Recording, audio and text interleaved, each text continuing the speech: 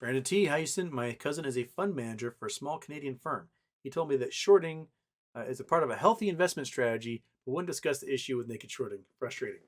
Yeah, shorting shorting does have a role in the market, but shorting the way it's been done for the last 30 years has been criminal and insane and putting everything in our economy at risk. So that's messed up. Like, yes, if you believe a company's stock price is going to go down, you go and you borrow the shares and you sell them, and when it goes down, you go back in the market and you buy up those shares and return your lending, what you borrowed. It makes total sense. Back in the day, when we were doing paper trading and trading was much slower, we're talking like Uncle Smokey had a show like 8 million shares a day or something could trade, because it had to literally you had to have one brokerage hand a pile of shares to a courier who would bicycle across Manhattan and deliver those shares to the other brokerage before that brokerage could sell those shares to someone else. It was a very slow process. So they created this electronic system. But back when it was a slow process, you could only short 50% of the cash you had on hand. So if you had $1 million on hand, you could only short $500,000 of stock.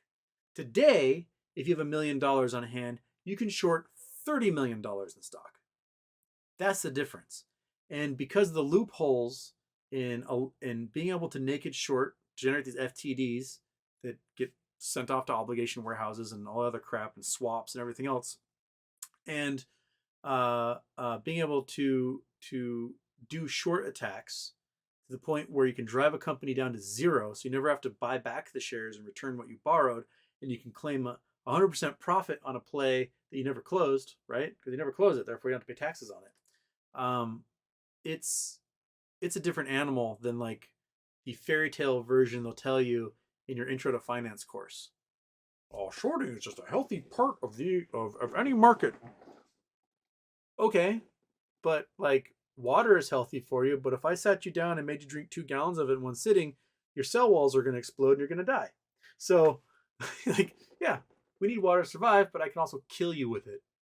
Uh, we need shorting to keep bad actors in check, but we can also destroy the entire economy with shorting by devoting our market to nothing but shorting. So it's uh, it's just silly. It's silly. We're just silly is what's happening. Josh Pepels. Hey Houston, TD Ameritrade charged my dad $38 reorganization fee. Can you explain this fee? I've read this from a few people that they've done like reorganization fees and things, and so that I'd never got charged from Fidelity for it. I'm pretty sure that the S1 said there should be no charge, that they just do a one-to-one conversion and that's it. So I don't know why TD's charging everybody for it. I would have your dad call and raise a stink because they reorganized what? The deck chairs on the Titanic, right? So why are they charging $38 for a stock that they has no value, and you know there's synthetics in the account and you're never going to get next bridge out of it? Have your dad call and be like, listen, you punk, give me my $38 back, you charlatans, and see what they do.